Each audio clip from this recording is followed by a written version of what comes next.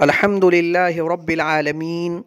والصلاة والسلام علی سید الانبیاء والمرسلین وعلی آلہ واصحابہ اجمعین اما بعد۔ بسم اللہ الرحمن الرحیم۔ فإن أقر في حال الحجر بإقرار مال لزمه ذلك بعد قضائه الدیون۔ اگر مفلس شخص پابندی کے حالت میں کسی مال کا اقرار کرے تو یہ مال اس پر پہلے کے قرضوں کو ادا کرنے کے بعد لازم ہوگا۔ عزیز طلبہ، اس متن میں مصنف علیہ الرحمہ یہ مسئلہ بیان فرما رہے ہیں کہ اگر شخص مفلس جس پر پابندی قاضی نے لگا دی ہو اور وہ بحالت حجر کسی مال کا اقرار کرتا ہے تو شرعاً اس کا یہ اقرار معتبر ہوگا، کیونکہ وہ آزاد عاقل بالغ ہے۔ البتہ اس اقرار کے نتیجے میں اس پر جو مال لازم ہوا ہے اس کی ادائیگی پہلے تمام قرضوں کی ادائیگی کے بعد کی جائے گی، کیونکہ پہلے والوں کا جو قرضہ ہے اس کا حق مقدم ہے، اس وجہ سے پہلے ان قرضوں کو ادا کیا جائے گا، بعد میں اس اقرار کے نتیجے میں جو مال مفلس شخص پر لازم ہوا ہے اسے ادا کیا جائے گا۔ وَيُنْفَقُ عَلَى الْمُفْلِسِ مِنْ مَالِهِ وَعَلَى زَوْجَتِهِ وَأَوْلَادِهِ الصِّغَارِ وَذَوِي الْأَرْحَامِ، اور مفلس شخص پر اس کے مال سے خرچ کیا جائے گا، اس کی بیوی بچوں چھوٹے چھوٹے بچوں پر خرچ کیا جائے گا، اور اس کے ذی رحم محرم رشتہ داروں پر خرچ کیا جائے گا۔ یہ بات آپ حضرات کو پہلے بھی بتلائی جا چکی ہے کہ وہ چیزیں جو حاجت اصلیہ کے قبیل سے ہیں ان پر مال میں سے خرچ کیا جائے گا، لہٰذا شخص مفلس کی ذات پر خرچ کرنا یہ جیسے اس کے حوائج اصلیہ میں سے ہے، ایسے ہی اس کی بیوی اور چھوٹی اولاد اور ذی رحم محرم رشتہ داروں پر خرچ کرنا بھی اس کے حوائج اصلیہ اور حاجت اصلیہ کے قبیل سے ہے، لہٰذا مفلس شخص کے مال میں سے مفلس شخص پر، اس کے بیوی اور نابالغ بچوں پر اور اس کے ذی رحم محرم رشتہ داروں پر خرچ کیا جائے گا۔ وَإِن لَّمْ يُعْرَفْ لِلْمُفْلِسِ مَالٌ وَطَلَبَ غُرَمَاؤُهُ حَبْسَهُ وَهُوَ يَقُولُ لَا مَالَ لِي حَبَسَهُ الْحَاكِمُ فِي كُلِّ دَيْنٍ لَزِمَهُ بَدَلًا عَنْ مَالٍ حَصَلَ فِي يَدِهِ كَثَمَنِ الْبَيْعِ وَبَدَلِ الْقَرْضِ وَفِي كُلِّ دَيْءٍ الْتَزَمَهُ بِعَقْدٍ كَالْمَهْرِ وَالْكَفَالَةِ۔ اور اگر مفلس شخص کے پاس مال کا پتہ نہ چلے اور اس کے قرض خواہ اس کے قید کیے جانے کا مطالبہ کریں، حال یہ ہو کہ مفلس شخص کہہ رہا ہو کہ میرے پاس کوئی مال نہیں ہے، تو حاکم وقت اس کو ہر ایسے قرض کے سلسلے میں قید میں ڈال دے گا جو اس پر لازم ہوا ہو، ایسے مال کے بدل کے طور پر جو اس کے قبضے میں حاصل ہوا ہو، جیسے کہ مبی کا ثمن اور بدل قرض یعنی قرض کا بدلہ، وہ اور ہر ایسے دین میں اسے قید میں ڈال دے گا جس کو اس نے کسی عقد کی وجہ سے اپنے اوپر لازم کیا ہو، جیسے کہ مہر اور کفالہ، کسی کی ذمہ داری لینا۔ عزیز طلبہ، اس متن میں مصنف علیہ الرحمہ یہ مسئلہ بیان فرما رہے ہیں کہ وہ شخص مفلس جس پر دوسرے حضرات کا قرض واجب ہے اور اس پر پابندی بھی عائد کر دی گئی ہے، اگر اس سے قرض کی اصولیابی مشکل ہو اور اس بات کا علم نہ ہو رہا ہو کہ اس کے پاس مال ہے یا نہیں، اور اس کے قرض خواہ اس کے قید کیے جانے کا مطالبہ کر رہے ہوں، تو اس کو قید خانے میں ڈالا جائے گا یا نہیں ڈالا جائے گا، اس سلسلے میں مصنف علیہ الرحمہ یہ بیان فرما رہے ہیں کہ دو طرح کے قرضوں میں قید کیا جا سکتا ہے۔ نمبر ایک، ایسا قرض جو کسی مال پر قبضہ کرنے کی وجہ سے لازم ہوا ہو، جیسے مثال کے طور پر کسی سے کوئی چیز خریدی اور ثمن کو ادھار رکھا، تو یہ ثمن مشتری کے اوپر قرض ہے جس کے نتیجے میں اس کو مبی مل رہی ہے، تو مبی پر قبضے کے بدلے میں اس پر قرض واجب ہوا، یا اسے پیسے کی ضرورت تھی اور اس نے کسی سے قرض حسنہ لیا اور اب قرض کو لوٹانے سے ٹال مٹول کر رہا ہے، تو یہاں پر بھی قرض پر قبضہ کرنے کے بدلے میں اس پر بدل قرض واجب ہوا۔ لہٰذا ان ایسے قرضوں میں قرض خواہ کے قید کیے جانے کے مطالبے پر حاکم اسے قید کر دے گا۔ اسی طرح ایسا قرض جو کسی عقد کی وجہ سے لازم ہوا ہو، جیسے اس نے نکاح کیا تو مہر کا قرضہ اس پر لازم ہوا۔ ظاہر سی بات ہے جب اس نے نکاح کا ارادہ کیا تو یہ اس بات کی دلیل ہے کہ اس کے پاس مال موجود ہے، ورنہ وہ مہر کی ادائیگی کا کیسے اقرار کرتا۔ اسی طرح کسی آدمی کی کفالت اس نے قبول کی کہ اگر اس نے قرضہ ادا نہیں کیا تو میں عقد کفالہ کے طور پر اس کے طرف سے میں قرضہ ادا کر دوں گا، اور مفلس شخص یہ کہتا ہے کہ میرے پاس مال نہیں ہے، تو حاکم ایسے قرضے کے سلسلے میں بھی اسے قید میں ڈال دے گا۔ وَلَمْ يَحْبِسْهُ فِي مَا سِوَى ذَلِكَ كَعِوَضِ الْمَغْصُوبِ وَإِرْشِ الْجِنَایَاتِ إِلَّا أَن تَقُومَ الْبَيِّنَةُ بِأَنَّ لَهُ مَالًا، اور حاکم اعلیٰ ان قرضوں کے علاوہ کسی اور میں اسے قید کے اندر نہیں ڈالے گا، جیسے کہ غصب کا بدلہ اور جنایات کا تاوان، مگر یہ کہ بینے سے یہ بات ثابت ہو جائے کہ اس کے پاس مال موجود ہے۔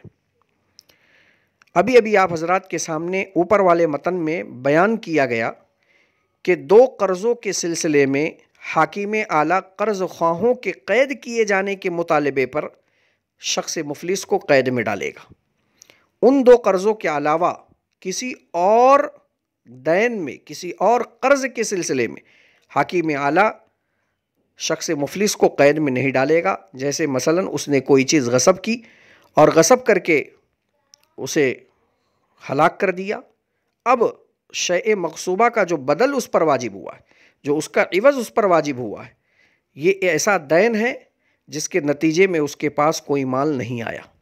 اسی طرح اس نے کسی کا کوئی نقصان کر دیا اور نقصان کی وجہ سے اس پر جو قرض لازم ہوا، یہ ایک ایسا دین ہے جس کے نتیجے میں اس کے قبضے میں، اس کے ہاتھ میں کوئی مال نہیں آیا۔ لہٰذا جب مال ہی نہیں ہے اور دوسرے مال کا بھی علم نہیں ہو رہا ہے، تو اب قید کیے جانے کا جو مقصد ہے کہ اس بات کی تحقیق کی جائے کہ اس کے پاس مال ہے یا نہیں ہے، وہ مقصد یہاں موجود نہیں ہے۔ اس وجہ سے حاکم اعلیٰ اس شخص مفلس کو قید میں نہیں ڈالے گا۔ اور اوپر والے متن میں جو دو قرض تھے کہ مبی پر قبضہ کر کے اس نے اپنے اوپر قرض کو واجب کیا، یا قرض لے کر بدلے قرض کو اپنے اوپر واجب کیا، تو کم از کم وہاں مال اس کے پاس موجود ہے، اس وجہ سے وہاں تحقیق مال کے لیے قید کرنا مفید تھا، اس وجہ سے وہاں قید کیا گیا۔ البتہ شیء مغصوبہ کے بدل اور جنایات کے تاوان کے سلسلے میں اگر یہ بات بینے سے ثابت ہو جائے کہ اس کے پاس مال ہے، پھر بھی وہ قرض ادا نہیں کر رہا ہے، تب حاکم اعلیٰ اسے قید میں ڈالے گا تاکہ وہ مجبور ہو کر اپنی شے کو بیچ کر قرض خواہوں کا قرضہ ادا کریں۔ وَيَحْبِسُهُ الْحَاكِمُ شَهْرَيْنِ أَوْ ثَلَاثَةَ أَشْهُرٍ، حاکم شخص مفلس کو 2 یا 3 مہینے تک قید میں رکھے گا۔ سأل عن حاله، اور اس کے حالات کے سلسلے میں دریافت کرتا رہے گا۔ فإن لم ينكشف له مال، پس اگر اس کے پاس مال کا پتہ نہ چلے، خلا سبیلہ، تو اب اس کا راستہ وہ چھوڑ دے گا۔ وكذلك إذا قام البينة على أنه لا مال له، اسی طریقے سے اس کا راستہ چھوڑ دے گا جب بینے سے یہ بات ثابت ہو جائے کہ اس کے پاس مال موجود نہیں ہے۔ اس متن میں مصنف علیہ الرحمہ یہ مسئلہ بیان فرما رہے ہیں کہ شخص مفلس کو جب حاکم اعلیٰ قید میں ڈالے گا تو 2 یا 3 مہینے تک قید میں رکھے گا۔ مصنف علیہ الرحمہ نے 2 یا 3 مہینے کا ذکر کیا، جبکہ کتنی مدت تک شخص مفلس کو قید میں رکھا جائے گا، اس سلسلے میں مختلف اقوال ہیں۔ صحیح قول یہ ہے کہ اس کی کوئی مدت مقرر نہیں ہے، بلکہ قیدی کی حالت کو مد نظر رکھتے ہوئے یہ فیصلہ کیا جائے گا کہ کون سے قیدی کو کتنے دن تک، کتنے مہینے تک قید میں رکھا جانا چاہیے۔ کیونکہ عادات مختلف ہوتی ہیں۔ بعض قیدی ایسے ہوتے ہیں، بعض مجرم ایسے ہوتے ہیں جو تھوڑی سی سرزنش اور تھوڑے سے ڈانٹ ڈپٹ اور تھوڑی سی سزا سے گھبرا جاتے ہیں، اور بعض ایسے بے خوف اور نڈر ہوتے ہیں کہ عرصہ دراز بھی جیل میں رہنے کے بعد بھی ان کی اصلاح نہیں ہوتی ہے۔ لہٰذا قاضی اپنے ثوابدید پر اسے رکھتے ہوئے یہ فیصلہ کرے گا کہ کون سے قیدی کو کتنی مدت تک قید میں رکھنا ہے۔ بہرحال حاکم اعلیٰ جب شخص مفلس کو قید میں ڈال کر تحقیق کرتا رہے کہ اس کے پاس مال ہے یا نہیں، اور جب مکمل تحقیق سے یہ بات ظاہر ہو جائے کہ اس کے پاس کوئی مال نہیں ہے، تو اب اسے قید میں رکھنے کا کوئی فائدہ نہیں ہے، بلکہ اس کو چھوڑ دیا جائے گا۔ یا بینے سے یہ بات ثابت ہو جائے کہ اس کے پاس کوئی مال نہیں ہے، تو اب اسے قید میں رکھنے کا کوئی فائدہ نہیں ہوگا، بلکہ اسے چھوڑ دیا جائے گا، کیونکہ یہاں شخص مفلس کو جو قید میں رکھا گیا ہے وہ سزاً نہیں رکھا گیا، بلکہ تحقیق مال کے لیے رکھا گیا، اور جب تحقیق سے اس بات کا علم ہو گیا کہ اس کے پاس مال نہیں ہے، تو اب مقصد کے حاصل ہونے کی وجہ سے اسے قید سے رہائی دے دی جائے گی۔ وَلَا يَحُولُ بَيْنَهُ وَبَيْنَ غُرَمَائِهِ بَعْدَ خُرُوجِهِ مِنَ الْحَبْسِ وَيُلَازِمُونَهُ، اور قاضی اس کے اور قرض خواہوں کے مابین حائل نہیں ہوگا اس کے قید سے نکل جانے کے بعد، اور یہ قرض خواہ اس کے پیچھے لگے رہیں گے۔ وَلَا يَمْنَعُونَهُ مِنَ التَّصَرُّفِ وَالسَّفَرِ، اور یہ قرض خواہ مفلس شخص کو تصرف اور سفر سے نہیں روکیں گے۔ وَيَأْخُذُونَ فَضْلَ كَسْبِهِ فَيُقَسَّمُ بَيْنَهُمْ بِالْحِصَصِ، اور یہ قرض خواہ اس کی کمائی کی بچت سے لیتے رہیں گے اور اپنے مابین حصوں کے اعتبار سے تقسیم کرتے رہیں گے۔ وقال ابو یوسف و محمد رحمہم اللہ تعالی اذا فلسہ الحاکم، اور حضرات صاحبین رحمہم اللہ فرماتے ہیں جب حاکم کسی کو مفلس قرار دے، حال بینہ و بین غرمائہ، تو قاضی اس کے اور قرض خواہوں کے مابین حائل ہو جائے گا، الا ان یقیم البینۃ انہ قد حصل لہ مال، مگر یہ کہ بینے سے یہ بات ثابت ہو جائے کہ اس کے پاس مال موجود ہے۔ عزیز طلبہ، اس متن میں مصنف علیہ الرحمہ امام ابو حنیفہ اور صاحبین کا اختلاف نقل کر رہے ہیں۔ مسئلہ یہ ہے کہ اگر قاضی کسی شخص مفلس پر افلاس کا حکم لگا دے تو حضرت امام ابو حنیفہ رحمۃ اللہ علیہ کے نزدیک اس کا افلاس اور فقیر اور غریب ہونا ہمیشہ باقی نہیں رہتا ہے، کیونکہ مال آنی جانے والی چیزوں میں سے ہے۔ کل کا فقیر آج کا بادشاہ ہو جاتا ہے، اور آج کا بادشاہ آئندہ کل فقیر ہو جاتا ہے۔ تو یہ پیسہ ہاتھ کا میل ہے، آج ہے تو کل نہیں، کل ہے تو آج نہیں۔ اس وجہ سے حضرت امام ابو حنیفہ رحمۃ اللہ علیہ فرماتے ہیں قاضی اگر کسی کو مفلس قرار دے تو قاضی کا کسی شخص کو مفلس قرار دے دینا یہ اسے ہمیشہ مفلس باقی نہیں رکھتا ہے۔ اسی لیے قرض خواہوں کو اس کے پیچھے لگنے کی حضرت امام ابو حنیفہ نے اجازت دی، وَيُلَازِمُونَهُ، اور حضرات صاحبین رحمہم اللہ کے نزدیک چونکہ حاکم کا کسی شخص سے متعلق افلاس کا حکم لگا دینا یہ اسے ہمیشہ مفلس بنا دیتا ہے، اس لیے حضرات صاحبین رحمہم اللہ کے نزدیک حاکم مفلس اور قرض خواہوں کے درمیان حائل ہوگا، اور ہمہ وقت ہمیشہ قرض خواہوں کو قرض دار سے تقاضا کرنے نہیں دے گا۔ تو یہ حضرت امام ابو حنیفہ اور صاحبین کے مابین اس اصول کو لے کر فرق ہو گیا کہ حضرت امام ابو حنیفہ کے نزدیک قاضی کے افلاس سے ہمیشہ افلاس ثابت نہیں ہوتا، اور صاحبین رحمہم اللہ کے نزدیک قاضی کے افلاس سے آدمی ہمیشہ ہمیش کے لیے مفلس بن جاتا ہے۔ اس وجہ سے صاحبین اور حضرت امام ابو حنیفہ رحمہ اللہ کے مابین حکم کے اعتبار سے فرق ہو گیا۔ عزیز طلبہ، اس سلسلے میں فتویٰ سیدنا امام اعظم ابو حنیفہ رحمۃ اللہ علیہ کے قول پر ہے، لہٰذا مفتبی قول کے اعتبار سے قرض خواہ قرض دار کے پیچھے لگے رہیں گے، البتہ اسے تصرف سفر وغیرہ سے نہیں روکیں گے، اور جو بھی اس کے کمائی سے بچ جائے گا اس بچے ہوئے مال کو اپنے مابین حصوں کے اعتبار سے تقسیم کر دیں گے۔ ولا يحجر على الفاسق اذا كان مصلحا لماله والفسق الاصلی والطاری سواء، اور شخص فاسق پر پابندی عائد نہیں کی جائے گی جبکہ وہ اپنے مال کا خیال کرنے والا ہو، اور فسق اصلی یعنی وہ فسق جو بلوغیت کے بعد عارض ہوا ہو۔ فسق طاری اور فسق اصلی دونوں برابر ہیں۔ یاد رکھیں، فسق طاری اس فسق کو کہتے ہیں جو عارضی ہو، یعنی بلوغت کے بعد عارض ہوا ہو، اور فسق اصلی اسے کہتے ہیں جو بلوغت سے پہلے ہی ہو۔ خواہ وہ بلوغت سے پہلے ہو یا بلوغت کے بعد طاری ہوا ہو، دونوں فسق یہاں حکم میں برابر ہیں، چونکہ فاسق آزاد، عاقل، بالغ ہے اور وہ اپنے مال کا خیال کرنے والا ہے، فضولیات میں ایسی جگہوں میں نہیں خرچ کرتا ہے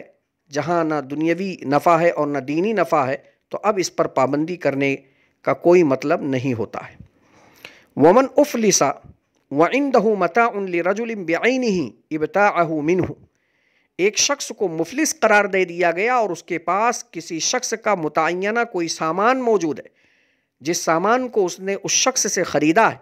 فصاحب المتاع اسوة للغرماء فیہ، چنانچہ سامان کا مالک قرض خواہوں کے برابر ہوگا اس سلسلے میں۔ اس متن میں مصنف علیہ الرحمہ یہ مسئلہ بیان فرما رہے ہیں کہ مثلا زید نے بکر سے اس کی فریج 15,000 روپے میں خرید لی اور 15,000 روپیہ ابھی تک اس نے ادا نہیں کیا، وہ ادھار ہے، قرض ہے، اور زید پر جیسے بکر کا 15,000 روپیہ لازم ہے، ایسے چند اور قرض خواہ ہیں جن کا پیسہ اس کے ذمے لازم ہے، اور اس فریج کے علاوہ اس کے پاس اور کوئی مال نہیں ہے۔ تو اب حکم یہ ہوگا کہ اس فریج کو بیچ کر جیسے فریج کا جو مالک تھا اس کو اس کا قرضہ ادا کیا جائے گا، ایسے دیگر قرض خواہوں کا بھی قرضہ اس فریج سے ان کے حصص کے اعتبار سے ادا کیا جائے گا۔ گویا فریج کا مالک جو قرض خواہ ہے وہ دوسرے قرض خواہوں کے برابر سمجھا جائے گا۔ یہ نہیں کہا جائے گا کہ جس شخص کی فریج ہے چونکہ وہ فریج علی حالہ ہی موجود ہے، لہٰذا اس فریج کے ذریعے پہلے فریج کے مالک کا قرضہ ادا کیا جائے، پھر بچ جائے تو دوسرے قرض خواہوں کا قرضہ ادا کیا جائے، ایسا نہیں ہوگا۔ وجہ اس کی یہ ہے کہ فریج کا مالک ماضی میں فریج کا مالک تھا، لیکن جب اس نے اس فریج کو بیچ دیا مشتری کے ہاتھ تو اب مشتری اس کا مالک ہو گیا، اس وجہ سے یہ مال اب قرض دار کا ہے۔ جب یہ بکے گا تو سارے قرض خواہوں کو ان کے قرضوں کے تناسب سے ان کا قرضہ ادا کیا جائے گا۔ اکتفی علی ھذا القدر۔ السلام علیکم ورحمۃ اللہ وبرکاتہ۔